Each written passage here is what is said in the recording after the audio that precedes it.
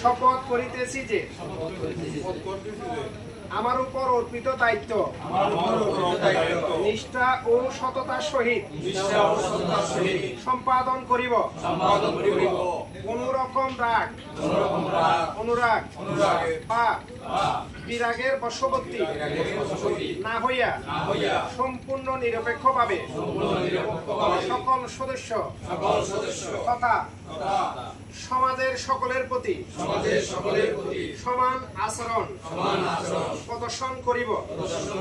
অ্যাপেক্সের সংবিধানের সকল ধারা ও উপধারাকে পুঙ্খানুপুঙ্খানুভাবে অনুসরণ করে অ্যাপেক্সের আদর্শকে বাস্তবায়নের মাধ্যমে উন্নত সমাজ প্রতিষ্ঠার জন্য নিবেদিত থাকিব। পরম করুণাময় আল্লাহ আমার সহায় হোন। আমিন। এখন আমি বলবো।